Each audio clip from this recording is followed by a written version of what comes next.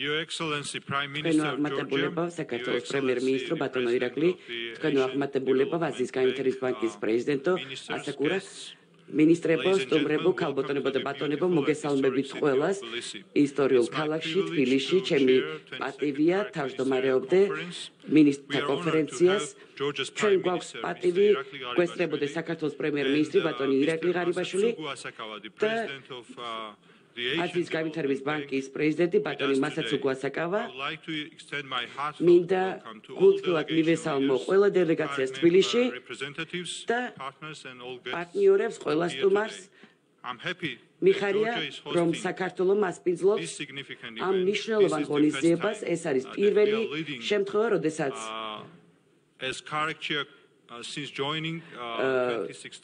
ამ ღონისძიებას, რომელიც 2016 წელს დაიწყო, ეს არის რეგიონალური პარტნიორობა, მდგრადი განვითარებისთვის, ზიარი კეთილდღეობისთვის და მედეგობისთვის რეგიონში.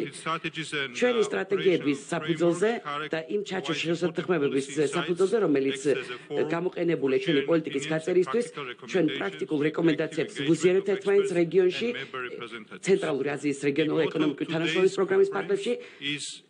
დღევანდელი შეხვედრის თემა არის ცვლილებების პერიოდში რეგიონალური თანაშრომების გამოცოცხლება, ნამდვილად ცვალებადი პირობები არსებობს, ძლიერდება ჩვენი გუნდური მუშაობა იმისათვის, რომ ერთობლივი მიზნებით ეს დაკმაყოფილებული და შესრულებული ინკლუზიური მწვანე განვითარებისთვის. მაქვს პატივი ქალბატონებო და ბატონებო, სიტყვა მივცე საქართველოს პრემიერ-მინისტრს, მის აღმატებულებას ბატონ ირაკლი ღარიბაშვილს, რომ მიმართოს დარბაზს. თქვენო აღმატებულებო ბრძანეთ.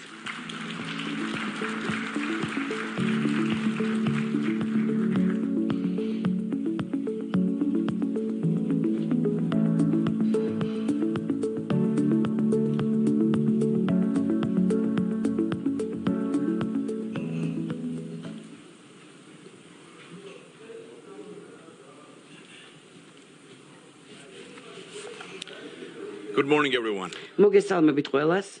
Mr. President, ბატონო პრეზიდენტო, ბატონო ministers, მასაცუგუ ასაკავა, ძვირფასო მინისტრებო, დელეგატებო, ქალბატონებო და ბატონებო, მივესალმები გულთბილად აზიის განვითარების ბანკის პრეზიდენტს, ბატონ მასაცუგუ ასაკავას, პატივცემულ მინისტრებს, წევრი ქვეყნების დელეგატებს და საერთაშორისო ორგანიზაციების წარმომადგენლებს.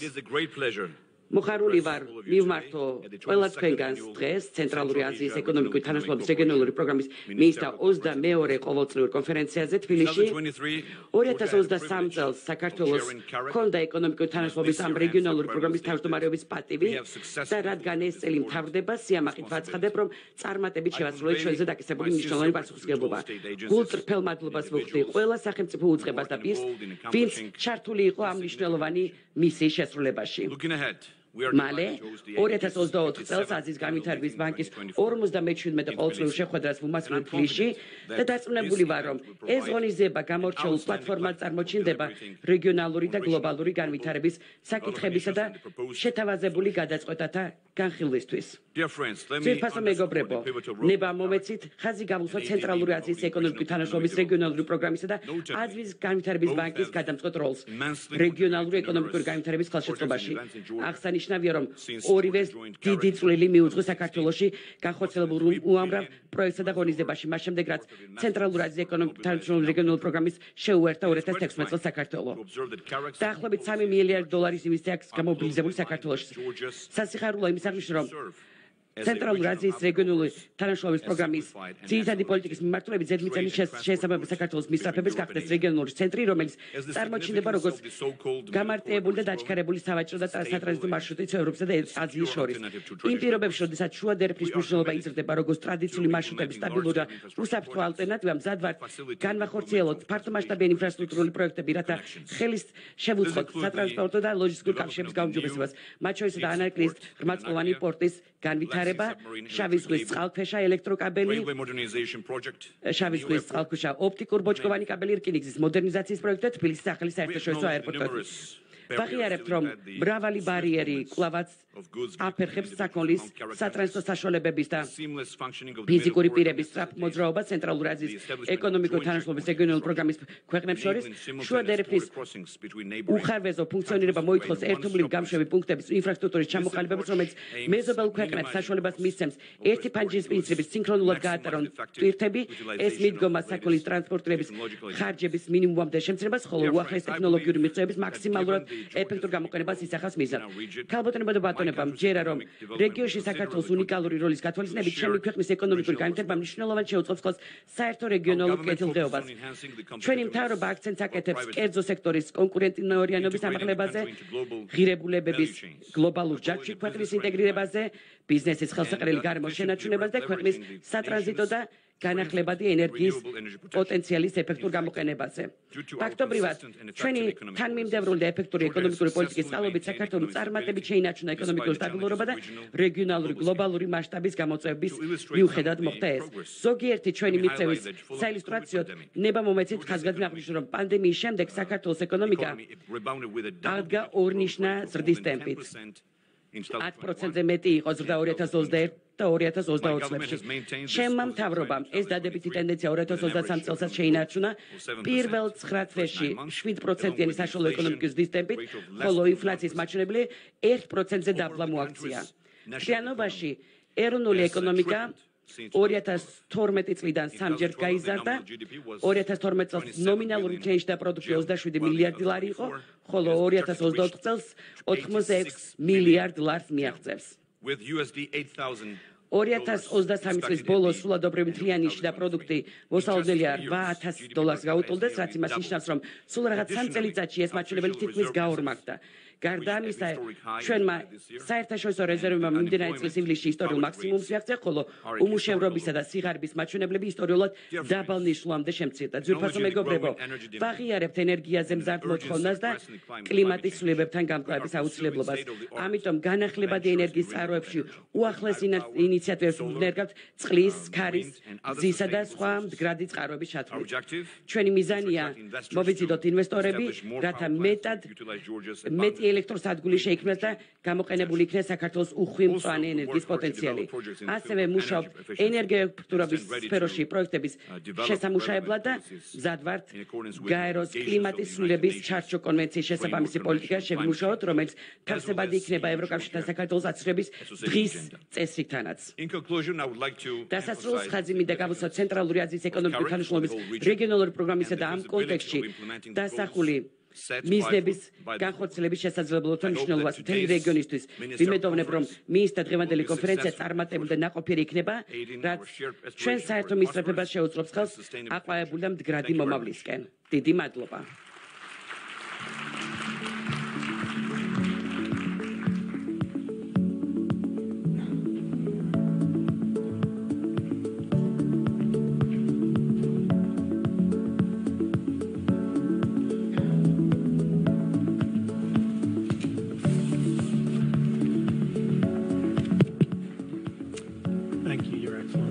დიდი მადლობა თქვენ აღმატებულებო, ქალბატონებო და ბატონებო, მაქვს პატივი აზიის განვითარების ბანკის პრეზიდენტს ბატონ მასაცუგო ასაკავას გადავცე სიტყვა მიმართვისთვის.